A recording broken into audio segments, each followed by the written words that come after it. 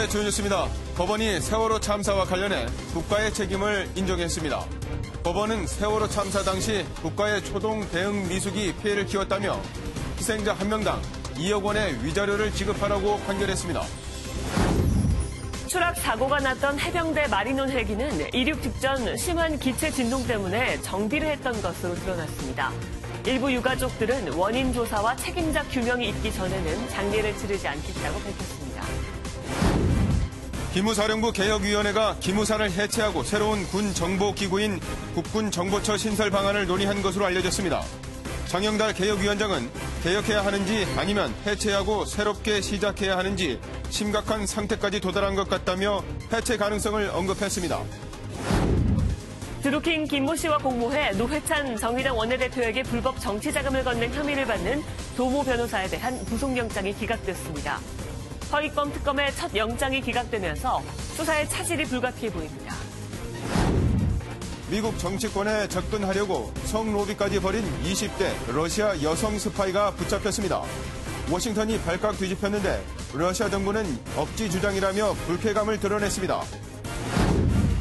오늘은 대구의 낮 최고 기온이 38도까지 오르는 등 어제보다 더 덥겠습니다. 폭염은 점점 심해져 주말에는 서울의 낮 기온이 35도까지 오를 전망입니다.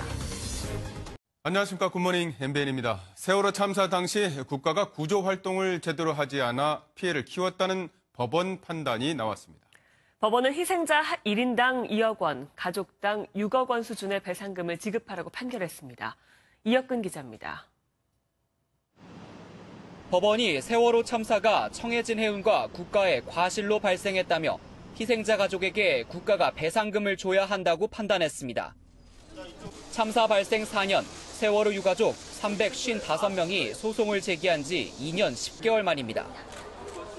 재판부는 청해진 해운이 배에 지나치게 많이 짐을 실은 뒤 고정조차 하지 않았고 선원들은 자신들만 먼저 배에서 내렸다고 지적했습니다. 또 해경은 구조 조치를 제대로 하지 않아 국민의 생명과 안전을 지켜야 할 의무를 다하지 못했다고 질타했습니다. 박근혜 정부가 세월호 참사 당시 얼마나 무능했고, 아니 무능을 넘어 아예 구하지 않기로 마음 먹었었고. 재판부는 희생자 1인당 2억 원을 지급하되 희생자가 성인이 됐을 때 벌 수입과 가족에 대한 위자료 등도 함께 배상하라고 판결했습니다. 법원은 희생자들이 구체적 상황을 알지 못한 채 구조를 기다리다 숨졌다며 제대로 된 조치를 못한 국가의 책임이라고 밝혔습니다. MBN 뉴스 이혁근입니다. 이번 소송에는 지난 2015년 정부의 배상을 거부한 세월호 참사 118명의 희생자의 유가족 355명이 참여했습니다.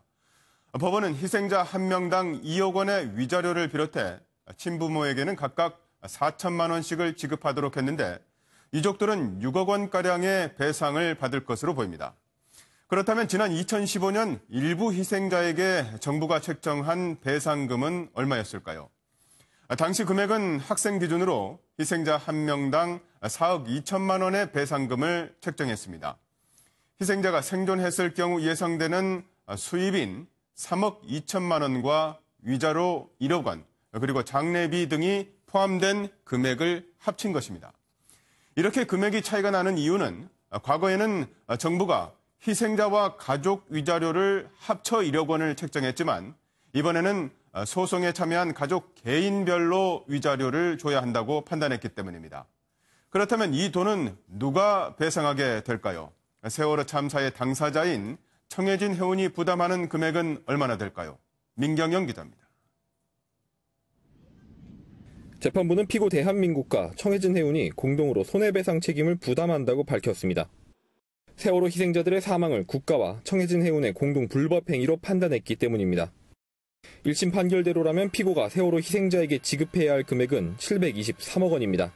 함께 불법 행위를 하여 손해를 발생시켰기 때문에 피해자들은 지급 능력이 있는 국가 쪽에 손해배상 전부를 청구할 것으로 예상됩니다. 따라서 정부가 예산으로 배상금을 지급하고 정부가 청해진 해운 측에 구상권을 행사할 것으로 전망됩니다. 정부가 청해진 해운과 어느 비율로 나눠 비용을 부담할 것인지는 추후 소송을 통해 정해지게 됩니다.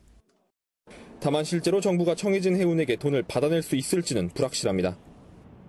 세모그룹 유병헌 회장이 숨지면서 최종적으로 책임을 물을 곳이 사라진 데다가 유 씨가 소유한 기업들도 사실상 공중분해 상태입니다. 정부는 세월호 참사 피해 보상과 관련해 고 유병헌 회장의 아들 대균 씨를 상대로 구상금 청구 소송을 냈지만 1심에서 패소했습니다. MBN 뉴스 민경영입니다. 법원이 세월호 참사에 대한 국가 책임을 인정하는 첫 판결을 내렸지만 유족들은 기쁘지 않다고 밝혔습니다.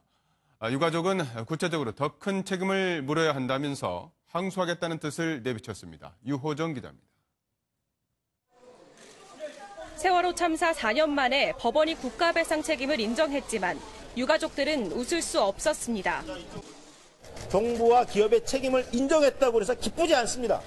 당연한 겁니다. 그냥 정부가 잘못했다, 청해진이 잘못했다가 아니라 도대체 무엇을 어떻게 잘못했는지 그것을 아주 매우 구체적으로 명시하고 지금 재판부는 교통관제센터의 관제 실패 행위, 구조본부의 부적절한 상황 지휘, 국가재난컨트롤타워 미작동 등의 행위는 위법하다고 볼 수 없다며 유족들의 일부 주장은 인정하지 않았습니다. 유가족들은 더 큰 책임을 물어야 한다며 항소의 뜻을 내비쳤습니다. 구조를 못한 것이 아니라 아예 구조 시도조차 하지 않았다는 것이 점점 사실로 드러나고 있는 상황에서 추가적으로 드러나는 사실, 이 재판에 반영되어 지금보다 더욱더 큰 책임을 묻는 그런 2심 재판이 되기를. 기자회견 도중 정부와 국민이 합심해 기적적으로 구조된 태국 동굴 소년들의 얘기가 나오자 유가족들은 세월호의 아픔이 떠오른 듯 눈물을 쏟았습니다. 이번 소송으로 유가족들이 원하는 건 위자료가 아니라 진상규명을 통해 참사가 반복되지 않는 안전한 사회를 만드는 것이었습니다. MBN 뉴스 유호정입니다. 5명이 숨진 해병대 헬기 추락 사고 직전 기체 진동이 너무 심하다는 조종사 말에 따라 정비가 이루어졌습니다.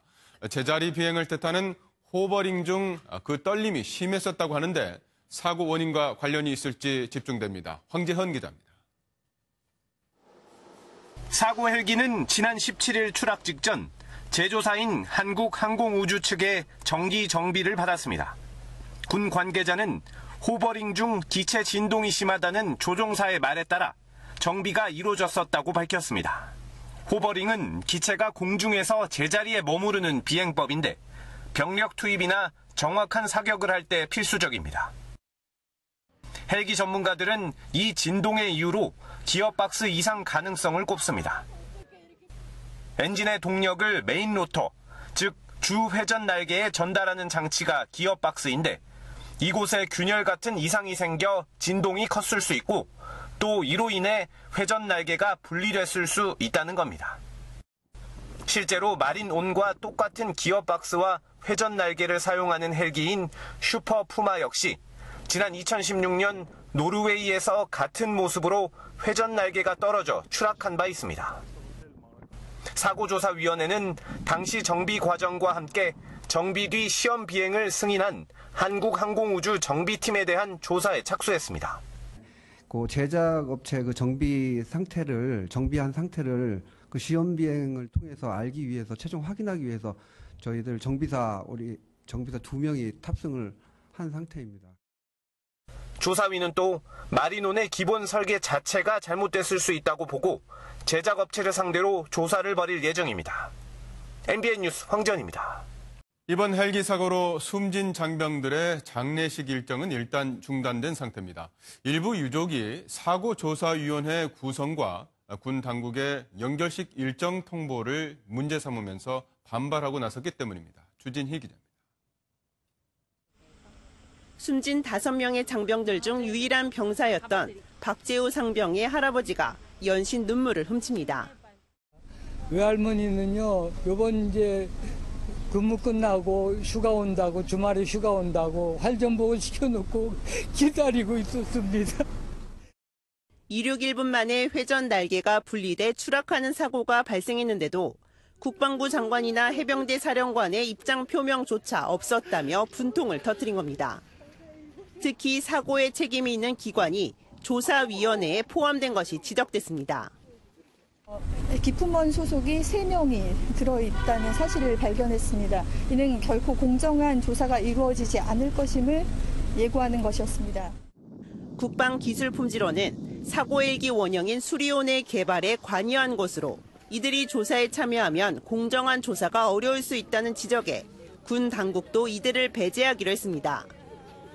또 일부 유족들은 사고 현장 공개와 사고 경위의 제대로 된 설명, 그리고 헬기를 만든 한국항공우주산업의 입장 표명도 요구했습니다.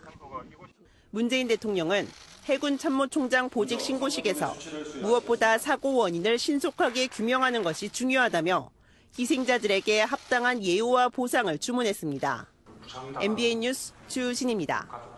어제 대구의 낮 최고 기온이 36.6도까지 올랐습니다. 전국이 그야말로 펄펄 끓었는데 이럴 때 불로 작업하는 일을 하는 분들은 얼마나 힘들까요? 폭염 속에서도 2,000도가 넘는 불과 싸우는 대장간을 정설민 기자가 다녀왔습니다. 2,000도가 넘는 화덕에서 쇳덩이를 달굽니다. 망치로 두들겨 모양새를 잡고 물속에 집어넣어 담금질을 합니다. 더위를 식혀주는 건 오래된 선풍기 하나가 전부입니다. 이쪽에다 대고 틀어자니 새가 빨리 식어버리고 저기 불이 날아가면서 달치 새가 입기를 한 거지. 이곳 대장간의 실내 온도는 무려 41도가 넘습니다. 가만히 서 있어도 땀이 줄줄 흐르고 숨이 턱턱 막힐 정도입니다. 정반대의 세계도 있습니다. 이곳 얼음 공장은 얼음이 녹지 않도록 항상 영하 15도를 유지합니다. 얼음 가슴 높이의 얼음 덩어리를 쉴 새 없이 트럭에 싣습니다. 열흘 전부터 얼음 주문이 복주하면서 공장은 밤낮이 없습니다. 엄청 지금 많은 편이에요. 저 장마가 좀 짧다 보니까 더위가 무더위가 와 찾아왔고 지금 엄청 나가고 있어요. 어제 대구의 낮 최고 기온이 36.6도까지 오르고 서울은 34.1도, 광주는 35.5도를 기록했습니다. MBN 뉴스 정세민입니다. 폭염도 폭염이지만 영남 지방은 미세먼지의 오존 농도까지 치솟으면서 그야말로 삼중고를 겪고 있습니다. 온종일 밖에서 중노동을 하는 항만 근로자들은 숨도 제대로 못 쉴 지경입니다. 박상호 기자입니다. 육중한 크레인이 수출용 컨테이너를 배에 싣자마자 작업자들이 달라붙습니다. 내려쬐는 땡볕 아래에서 하나하나 손으로 고정시킵니다. 뜨겁게 달아오른 철판에 서 있는 것 자체가 곤욕. 바닥 온도를 재보니 무려 60도가 넘습니다. 항만 근로자들은 그늘 한 점 없는 이곳 컨테이너 선 위에서 하루 평균 8시간 이상 작업을 이어갑니다. 컨테이너에 들어가 일할 때는 마치 찜통에 갇힌 것만 같습니다. 최근 일주일 사이 이곳에서 일하는 근로자 5명이 열사병 증세로 쓰러졌습니다. 갑자기 앞이 노래지면서 안 보이면서 온몸에는 경련이. 엎친 데 덮친 듯 미세먼지가 항만을 뿌옇게 뒤덮어 하루 종일 나쁨 수준을 보였고 오존주의보까지 내려졌습니다. 온종일 바깥에 서 있는 근로자들은 마스크를 쓰기도 어렵습니다. 마스크를 쓰다 보면 그 숨쉬기가 매우 불편해서 저희 작업하는데 전혀 좀 도움이 안 되고 있습니다. 항만을 비롯해 야외에서 일하는 근로자들은 전국에 180여만 명. 어느 때보다 힘든 여름을 보내고 있습니다. MBN 뉴스 박상호입니다. 강서구의 한 어린이집에서 생후 11개월 된 영아가 숨진 사고 소식을 어제 이 시간에 전할 때만 해도 경찰이 사인을 조사 중이라고 했었는데요. CCTV 확인 결과 보육교사가 해당 영아에게 이불을 씌우고 올라타는 학대를 한 사실이 밝혀졌습니다. 경찰은 이 보육교사를 긴급 체포했습니다. 안병욱 기자입니다. 학부모들이 어린이집 안으로 들어가고 곧이어 아이를 데리고 나옵니다. 어린이집에서 영아가 사망하고 보육교사의 학대 정황까지 나오자 불안감을 느꼈기 때문입니다. 기사 나오기 전에는 모르셨던 건가요? 네. 수사도 안 했어요. 아니, 하는 거. 수사했어요. 사건을 수사 중인 경찰은 어린이집 원장의 동생 59살 보육교사 김모 씨를 아동학대 치사 혐의로 긴급 체포했습니다. 경찰이 내부 CCTV를 확인한 결과 김 씨가 숨진 영아에게 이불을 씌우고 올라타서 온몸으로 눌렀던 사실이 드러났기 때문입니다. 김 씨는 경찰 조사에서 아이가 잠을 자지 않아서 억지로 잠을 재우려고 했다고 진술한 것으로 알려졌습니다. 경찰은 사인 규명을 위해 어제 부검을 진행했고 국립과학수사연구원의 정확한 부검 결과는 2주 안으로 나올 전망입니다. 다만 국과수는 구두소견으로 사망에 이를 만한 외상은 보이지 않지만 정황상 코와 입이 막힌 질식사로 추정한다고 밝혔습니다. 경찰은 김 씨에 대한 구속영장을 신청했고 수사를 확대해 추가 학대 행위가 있었는지 파악할 방침입니다. MBN 뉴스 안병훈입니다. 이처럼 어린이집에서 아동학대가 자행되는 건 어제 오늘 일이 아닙니다. 몇 년 전 정부가 어린이집에 CCTV 설치를 의무화하는 대책을 내놨지만 학부모들이 제대로 볼 수 없어 무용지물이라는 지적도 적지 않습니다. 배준우 기자입니다. 어린이집 보육교사가 김치를 먹지 않는다며 아이의 뺨을 강하게 때리고 아이는 충격에 쓰러집니다. 아이가 낮잠 자길 거부하자 담요로 덮고 누르는가 하면 밥을 입 안에 억지로 밀어넣기도 합니다. 어린이집 학대가 끊이지 않자 정부도 지난 2015년 아동학대 근절 대책을 내놨습니다. 어린이집 CCTV 설치를 의무화하고 아동을 학대한 보육교사의 자격을 정지시키는 등 처벌을 강화한 겁니다. 하지만 이후에도 학대 사건은 끊이지 않고 있습니다. 실효성이 없었어요. 없었으니까 이런 일이 생기죠. 다 같이 신경을 써야 될 일이에요, 이건. 현행법상 부모는 어린이집 CCTV를 열람할 수 있지만 원장이 과태료만 물고 거부하면 그만이기 때문입니다. 부모가 개인적으로 가서 CCTV를 확인하겠다 하면은 확인은 안 돼요. 경찰이 무조건 대동을 해서 같이 봐야지만 확인이 가능하니까. 전문가들은 CCTV뿐만 아니라 보육 환경을 개선하고 보육교사의 인식을 바꿔가야 한다고 강조합니다. CCTV를 단다고 해서 문제가 해결되는 것이 아니고 우선 보육교사나 유치원교사를 양성하는 그런 시스템을 구축하는 것이 참 중요하다고 생각합니다. 실효성 없는 대책에 잇따르는 사고. 어린이집 학부모들은 오늘도 불안에 떨고 있습니다. MBN 뉴스 배준우입니다.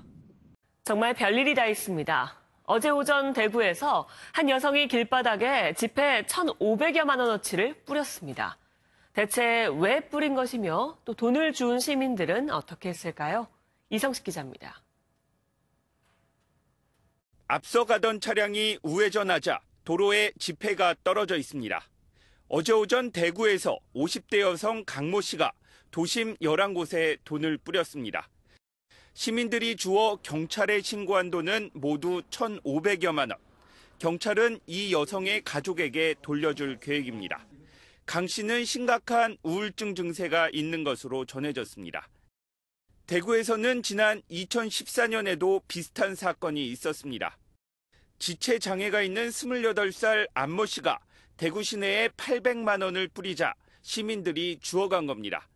하지만 이 돈이 할아버지가 평생 고물을 수집해 모아 몸이 아픈 손자를 위해 남긴 유산이라는 사실이 알려지면서 상황이 바뀌었습니다. 횡재인 줄 알았던 시민들은 자진해서 주워간 돈을 경찰서에 맡겼습니다. 2016년 3월에는 서울시청 앞 광장에서 50대 여성이 지폐 2,500만 원을 길바닥에 뿌리기도 했습니다.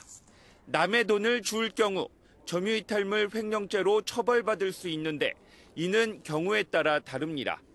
누군가 실수로 흘린 돈을 주워 가지면 죄가 되지만 돈을 뿌린 사람이 돈을 갖지 않겠다고 의도하고 버린 경우 주워도 처벌 대상이 되지 않습니다. MBN 뉴스 이성식입니다. 최근 위수령, 계엄령 문건 파동을 일으킨 국군 기무사령부에 대한 강도 높은 개혁 방안이 논의되고 있습니다. 기무사를 없애고 새로운 기관을 만드는 방안도 검토되고 있습니다. 김종민 기자입니다. 기무사 개혁위원회의 13번째 회의를 앞두고 장영달 위원장은 작심한 듯 말을 꺼냈습니다. 기무사에 대한 존폐까지 고민할 시점이라는 겁니다. 개혁을 해야 되느냐, 해체를 하고 새로 시작해야 되느냐. 이런 심각한 수준까지 지금 도달한 것 같아요. 개혁위원회가 기무사 해체를 언급한 건 이번이 처음입니다. 해체 이후 대안으로는 국방부 외부에 국군정보처라는 별도 기관을 만들 수 있다고도 언급했습니다. 병무청이나 방위사업청 같은 독립된 외청으로 만들어 국회의 통제를 받자는 겁니다. 또 현재 4,200여 명에서 30%가량 축소할 수 있다며 대폭적인 인원 감축 방안도 제시했습니다. 지금 인원에서 30% 정도는 축소를 해도 기능 발휘에 문제가 없지 않겠는가. 이런 가운데 기무사 특별수사단은 계엄령 검토 문건을 작성한 실무자 4명을 소환 조사하는 등 수사에 속도를 내고 있습니다. MBN 뉴스 김종민입니다. 자유한국당 김무성 의원의 딸이 시아버지 회사에 허위 취업해 월급을 받아왔다는 의혹이 제기됐습니다. 5년 넘게 받은 돈이 4억 원 가까이 되는데 검찰이 수사에 착수했습니다. 안진우 기자입니다. 부산의 한 조선 기자재 업체입니다. 이 회사 회장의 며느리 김모 씨는 김무성 자유한국당 의원의 딸입니다. 김 씨는 이 회사 자회사의 차장으로 돼 있습니다. 시아버지 회사에서 일하는 건데 급여 면세서를 확인해보니 매달 실수령액이 300만 원 정도입니다. 그런데 지난 4월 근무 기록을 보니 하루도 출근하지 않은 무단결근입니다. 김 씨가 허위 취업해 수년간 억대의 돈을 받았다는 고발장이 검찰에 접수됐습니다. 지난 5년 반 동안 출근하지 않고 3억 9,600만 원 정도를 받은 걸로 전해졌습니다. 검찰은 수사에 착수했습니다. 회사 측은 공식 입장을 내놓지 않고 있습니다.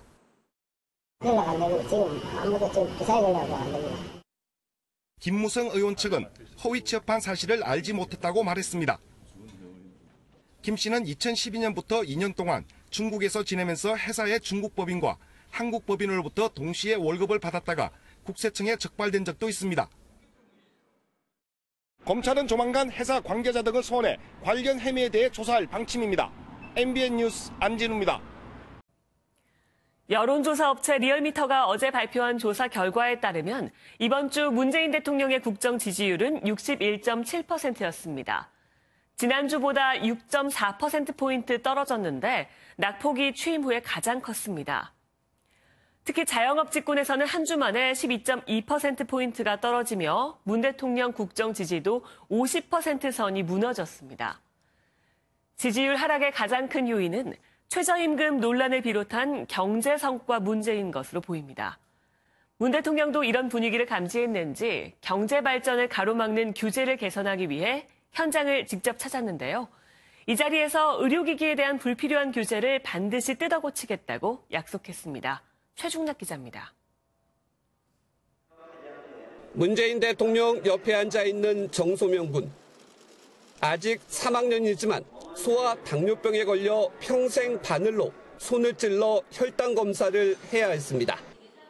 그런 아들을 위해 어머니는 피를 뽑지 않는 혈당 측정기를 해외에서 구입했지만 불법으로 조사를 받았습니다. 그러한 행위가 법을 위반하였다고 해서 저는 7차례 조사를 받아야만 했습니다. 다행히 처벌받지 않았고 정부도 올해 7월부터 환자의 요청이 있으면 직접 의료기기를 수입해 공급하겠다고 밝혔습니다. 문 대통령은 이러한 의료기기 규제가 도대체 누구를 위한 규제인지 묻지 않을 수 없다며 비효율적인 구조를 획기적으로 개선하겠다고 강조했습니다. 생명을 지키기 위한 새로운 도전을 지원하겠습니다. 의료기기 산업의 낡은 관행과 제도, 불필요한 규제를 혁파하는 것이 그 시작이 될 것입니다. 이를 위해 첨단 의료기기의 신속한 시장 출시, 안정성 확보된 체외 진단기기 절차 간소화, 인허가 과정 단축 등 3대 약속을 제시했습니다. 이럴 경우 체외 진단기 시장 진출이 1년 이상에서 80일로 짧아지고 인허가를 위한 3가지 절차가 동시에 진행됩니다. 청와대는 이번 행사가 규제 혁신 첫 현장 행보라고 설명했습니다. 준비가 부족해 연기된 규제 혁신 회의를 문 대통령이 현장에서 직접 챙겨 경제를 살리겠다는 의지로 풀이됩니다. MBN 뉴스 최중락입니다. 러시아의 스파이 노릇을 한 혐의로 미국에서 한 20대 여성이 체포됐습니다. 이 여성은 미국 정치권에 접근하려고 성접대까지 한 것으로 알려져 논란이 일고 있는데요. 러시아 스캔들과 관련해 트럼프 미국 대통령의 입단 실언 속에 사건이 불거진 터라 파문은 더욱 커질 것으로 보입니다. 이동화 기자입니다. 미러 정상회담을 앞두고 미국에서 러시아 스파이 활동을 한 혐의로 체포된 29살 마리아 부티나. 검찰은 부티나가 미 정치권에 침투하기 위해 성접대까지 벌였다고 밝혔습니다. 정치권 인사의 호의를 얻고 일자리를 가지려고 성관계를 했다는 겁니다. 접근점으로는 대표적인 우익 로비 단체인 전미 총기 협회의 한 회원이 지목됐습니다. 미 대선 때 트럼프와 푸틴 대통령의 연결고리 역할을 한 것으로 의심받은 인물로 검찰은 부티나가 이 회원과 동거하면서 영향력 있는 정치권 인사에 접근할 수 있었다고 설명했습니다. 그런 다음 러시아의 고위 관리의 명령을 받아 미 정치권의 정보를 러시아에 보고해왔다며 러시아 정치계 인물들과 함께한 사진도 공개했습니다. 부티나 측은 평범한 학생일 뿐 미국의 영향력을 행사하려 한 적이 없었다며 크게 반발했습니다. She's not an agent of the Russian government, the Russian Federation. She's innocent of the charges brought against her. 러시아 정부도 정치적 의도가 담긴 억지 주장이라며 불쾌감을 드러냈습니다. 하지만 부티나가 러시아 정보 요원과 접촉했다는 증거가 확보되면서 수사는 미 정계로 확대될 전망입니다. MBN 뉴스 이동화입니다. 건설 현장 노동자들이 모이는 직자들로 발 디딜 틈이 없다. 일자리를 잃은 사람들까지 이곳에 모여내요. 최저임금 인상에 나. 4시 반 서울의 한 인력시장입니다. 있는 인파로 가득하고 종 건설 현장으로 향합니다. 하기 위해 이곳 인력시장을 찾는 사람은 그런데 최근 최저임금 인상으로 인해 문을 두드리는 사람의 수가 크게 늘었지만 이곳에 처음 발을 내디딘 이들에게다. 땡볕 아래 8시간 일한 대가로 최저임금을 웃도 일자리마저 몇 년 새 큰 폭으로 줄어서 임금을 앞세운 외국인 노동자들까지 여기는 바다에 바다. 근데 여기도 6시 인력시장은 문을 닫아 사람들은 한동안 자리를 떠나지 못했습니다. 조창원입니다.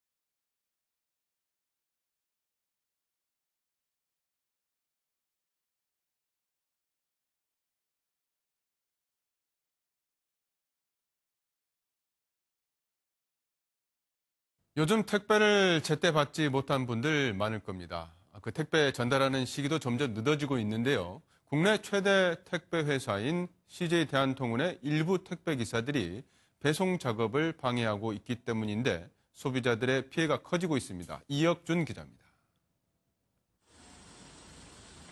배송을 나가지 못하게 차로 막아서고 경찰이 출동해도 택배 차량의 진로를 계속 방해합니다.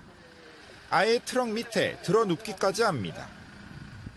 차에 실은 택배 물건을 강제로 다시 꺼내고 분류 작업을 방해하며 폭력도 서슴지 않습니다.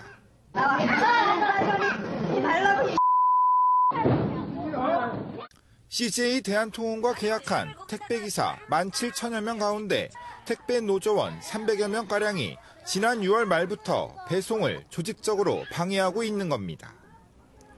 급기야 노조는 지난 이틀 동안 전면 파업까지 벌였고 대화가 시작되며 일단락됐습니다. 하지만 CJ 대한통운과 택배 노조 모두 양측의 입장을 양보할 기미가 없어 갈등은 여전합니다. 택배 노조는 배송 수수료와 별도로 택배 분류에 많은 시간이 든다며 추가 임금을 요구하고 있습니다. 저희는 물건 배송 건당 받기 때문에 저희 수익과는 상관이 없죠. 택배 업체들은 택배 분류 비용도 배송 수수료에 포함되는 것으로 대법원 판결이 났다고 반박합니다. 일은 작게 하면서 돈을 많이 벌려고 하니까 답이 없는 겁니다. 택배 업체와 택배 노조의 대책 없는 갈등으로 M1 소비자들의 불편만 커지고 있습니다. MBN 뉴스 이혁준입니다. 남북이 오늘부터 동해선을 시작으로 철도 연결 구간을 함께 점검하기 시작합니다. 점검 뒤에는 양측 대표단이 참여하는 실무회의도 진행합니다. 우종환 기자입니다. 오늘부터 남북이 철도 연결 구간 점검을 시작합니다. 통일부는 앞서 지난 2일 우리 측이 제의한 공동 점검 일정에 대해 북측이 회신했다고 밝혔습니다. 먼저 오늘 동해선 연결 구간을 점검하고 오는 24일에 경의선을 점검하게 됩니다. 이때 공동 점검은 북측 구간만 대상으로 진행합니다. 동해선은 금강산 창녕역에서 군사 분계선까지, 경의선은 개성역에서 군사 분계선까지입니다. 원래 지난달 26일 철도 협력 분과 회담에서 경의선을 먼저 점검한 뒤 동해선을 점검하기로 했지만 순서가 바뀌었습니다. 점검 뒤에는 남북 간 공동회의도 같이 진행합니다. 동해선 점검 뒤에는 공동연구조사단 실무회의, 경의선 점검 뒤에는 조사단 1차 회의를 진행하기로 양측은 합의했습니다. 우리 측에서는 황성규 국토교통부 철도국장을 단장으로 7명, 북측에선 김창식 철도성 부국장 등 6명이 각각 점검과 회의에 나올 예정입니다. 회의에서는 이번 점검 대상에 안 들어간 동해선, 경의선 북측 구간 공동조사 일정을 논의할 걸로 전망됩니다. 남북은 공동점검 결과를 토대로 역사 주변 공사와 신호, 통신 개설 등 후속 조치를 추진할 계획입니다. MBN 뉴스 우종환입니다. 어떤 사람이 우리 기업에서 일하면 좋을지, 또 취업하는 사람 입장에선 정말 이 회사가 나에게 잘 맞을지 궁금할 텐데요. 요즘엔 인공지능 AI가 자기소개서를 보고 기업에 필요한 인재를 추천해준다고 합니다. 기업과 구직자 모두에게 인기라고 하네요. 김태희 기자가 취재했습니다. 입사 7개월 차인 고민정 씨는 다른 직원과 다르게 인공지능 AI를 통해 추천된 인재입니다. AI가 이력서를 평가해 고 씨가 원하는 가장 적합한 직장을 찾아준 겁니다. 이전에 제가 그냥 지원을 했던 회사보다는 훨씬 만족도가 높고, 회사 입장에서도 업무에 필요한 최적의 인재를 채용할 수 있어 만족도가 높습니다. 채용을 진행하다 보면 제 주관이라던가 감정적인 부분이 많이 영향을 끼쳤는데, AI 같은 경우에는 좀 더 객관적인 부분에 집중한다는 점에서 한 채용 관련 업체는 구직자 8만 5천 명의 자기소개서를 AI가 학습해 기업에 맞는 인재를 추천해주고 있습니다. 그럼 이력과 관심사, 그리고 역량 이 세 가지를 종합해서 학습하고 평가한 구직자 데이터를 매칭을 시켜서 가장. 미국과 일본에서는 이미 AI가 서류 전형은 물론 면접까지 하고 있고, 국내에서도 롯데그룹 등이 AI를 서류 심사에 활용하는가 하면 대한상인은 AI를 통해 중소기업에 필요한 인재를 추천해주고 있습니다. 일부 채용 비리로 비판받는 요즘, AI가 채용의 공정성과 효율성을 높이는 방안이 되고 있습니다. MBN 뉴스 김태일입니다. 난민 지위를 거절당해 강제 출국 위기에 몰린 이란 국적의 학생을 위해 같은 학교 친구들이 나섰습니다. 학생들은 직접 만든 팻말을 들고 친구의 난민 지위를 인정해달라고 요구했습니다. 조희로 기자입니다. 마스크를 쓴 50여 명의 중학생들이 직접 만든 피켓을 들고 한자리에 모였습니다.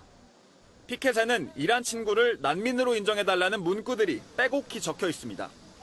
같은 중학교에 다니는 이란 출신의 친구가 난민 지위를 거절당해 강제 추방될 위기에 처하자 학생들이 직접 나선 겁니다. 우리끼리 먼저 피켓도 만들게 되고 돌려보내면 안 된다는 생각이 강해가지고. 이 이란 소녀는 7살이던 2010년 아버지를 따라 한국에 왔는데 초등학교 2학년 때부터 친구의 권유로 기독교인이 됐습니다. 3개월마다 체류 비자를 연장하던 소녀는 아버지와 함께 난민 신청을 했고 1심에선 난민 지위를 인정받았지만 이후 2심과 3심에서 결과가 뒤집혔습니다. 이란 소년도 난민 지위를 재신청하고 친구들과 함께 목소리를 냈습니다. 이제 이슬람 국가인데 거기서 이제 개종자들을 사회에서 이제 차별을 시키고 이제 심하면은 사형까지 시키는 그런 국가이기 때문에 심사 결과가 바뀌지 않는다면 이 소녀는 9월 이후 한국을 떠나야만 합니다. MBN 뉴스 조유로입니다. 대한상의 박용만 회장이 내년도 최저임금 인상을 둘러싼 논란과 관련 영세한 소상공인일수록 단기간에 부담이 굉장히 많이 늘어나기 때문에 이대로 가면 한계 기업이 상당히 늘어나지 않을까 하는 우려가 있다고 말했습니다. 박 회장은 그제 제주 신라호텔에서 열린 대한상의 제주포럼 기자간담회에서 이같이 말하며 직접적인 분배 정책을 과감히 써 최저임금 인상과 같은 효과와 함께 단기적 재정 지출을 통해 경기를 진작시켜야 한다고 제안했습니다.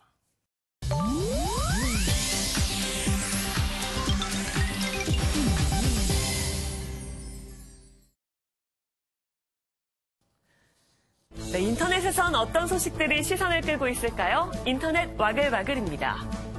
영국의 패션 브랜드인 버버리가 지난해 시장에서 팔리지 않은 옷과 액세서리, 향수 약 422억 원 규모를 소각했습니다. 버버리는 브랜드 가치를 보호하기 위해 팔리지 않은 제품은 차라리 태워서 버리고 있는데 5년 동안 소각한 제품 규모가 무려 1,328억 원어치에 달한다고 합니다.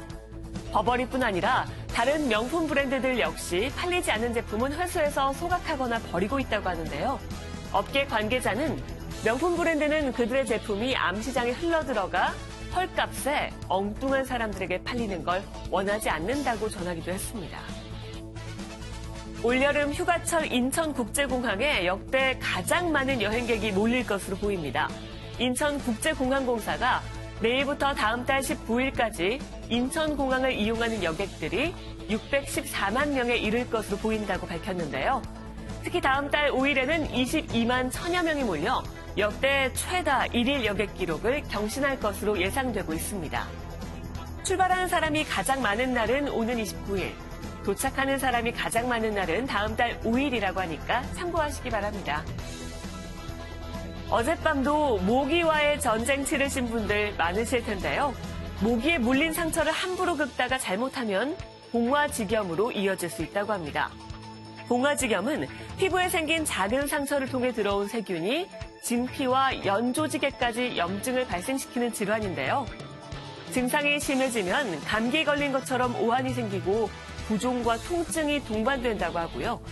적절한 치료를 해주지 않으면 괴사가 발생할 수도 있고 폐혈증, 골수염과 같은 합병증이 생겨 심하면 사망에 이르기도 한답니다. 모기에 물리거나 상처가 난다면 긁거나 손을 대지 않도록 하셔야겠습니다. 러버덕과 슈퍼문에 이어 잠실 석촌호수에 또 풍선 인형 하나가 둥둥 떴습니다. 미국 뉴욕 출신 팝아티스트 카우스의 설치 미술 작품으로 제목은 카우스 홀리데이입니다. 하얀 얼굴에 반바지 차림을 한 컴패니언이라는 이름의 대형 캐릭터가 잔잔한 물결에 몸을 맡긴 채 휴식을 즐기고 있는데요. 미키마우스와 비슷한 복장을 한 이 형상은 해골 모양 머리에 눈 쪽엔 X자가 그려져 있습니다. 작가 카우스는 대중에게 익숙한 캐릭터를 팝아트 형식으로 재해석해 표현하곤 하는데요. 그는 이번 작품을 통해 현대인에게 진정한 휴식의 의미를 되살려주고 싶었다고 밝혔습니다. 이번 프로젝트는 다음 달 19일까지 한 달간 이어진다고 하네요. 지금까지 인터넷 와글와글이었습니다. 다음은 화제 영상입니다. 보통 사자는 황금빛 털을 갖고 있죠. 하지만 이 친구는 조금 다릅니다. 화면으로 만나보시죠. 앙증맞은 몸집의 아기 사자. 눈을 끔벅끔벅 하는 게 졸린 모양인데요.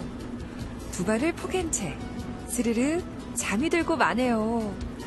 하얀 털 색깔도 눈에 띄는데요. 사실 전 세계에 약 500마리밖에 남지 않은 희귀종으로 밀렵의 위협에 야생에 남은 건 고작 12마리뿐이라고 하네요. 청결이 가장 중요한 화장실. 여기에 예술성까지 갖춘 곳이 있는데요. 그래봤자 화장실이지라고 하는 분들 영상 보면 생각이 좀 달라지실 겁니다.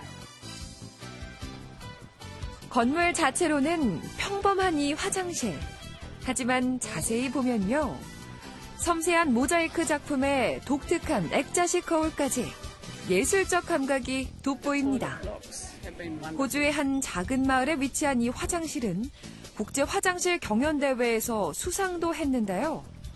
이를 보러 오는 관광객도 많다고 하니 여러모로 마을의 자랑거리네요. 약속이 늦거나 시간이 촉박할 땐 택시를 찾게 되는데요. 여기 빠르기로는 으뜸인 택시가 있습니다. 영국에서 열린 에어쇼 현장입니다. 많은 비행기 가운데 오늘 소개할 친구는 바로 이 조그만 경비행기인데요. 롤스로이스사는 택시 콘셉트의 항공기 조감도 2가지 버전을 공개했습니다. 2, 3년 안에 상용화를 시도할 예정이라는데요. 시속 800km에 달하는 비행기 택시. 빠르긴 하겠지만 안전 문제도 무시할 수는 없을 것 같네요. 지금까지 굿모닝 월드였습니다. 오늘도 덥다 못해 뜨거운 하루가 예상됩니다. 올라간 기온은 도무지 내려올 생각을 하지 않고 있습니다. 밤사이 내륙 곳곳에서는 열대야 현상이 나타나고 있습니다. 제가 날씨를 전해드리기 위해서 잠시 밖에 서 있었을 뿐인데 벌써부터 등줄기에 땀이 나기 시작했습니다. 수요일째 전국 대부분 지역에 폭염특보가 지속되는 가운데 오늘 서울의 낮 기온 34도, 안동은 37도, 대구는 38도까지 오르면서 어제와 비슷하거나 조금 높겠습니다. 낮 동안에는 따라서 자외선 지수가 높아질 뿐만 아니라 오존 농도 또한 짙어지겠고요. 일부 남부 내륙에서는 공기까지 탁해지겠습니다. 오늘도 북태평양 고기압의 영향으로 전국이 대체로 맑겠습니다. 지금 중부 서해안과 내륙에서는 안개가 끼어 있어 주의하셔야겠습니다. 이 시각 서울의 기온 25.2도로 열대야 기준을 조금 넘어섰습니다. 강릉은 28도를 가리키고 있습니다. 한낮에는 서울 34도, 대전과 전주 35도, 광주 36도까지 오르면서 무덥겠습니다. 날이 갈수록 더 더워지겠습니다. 다음 주 초반에서는 서울에서도 낮 기온이 36도까지 치솟겠습니다. 더운 여름철에는 수분 보충을 하기 위해서 수박만한 과일이 없다고 합니다.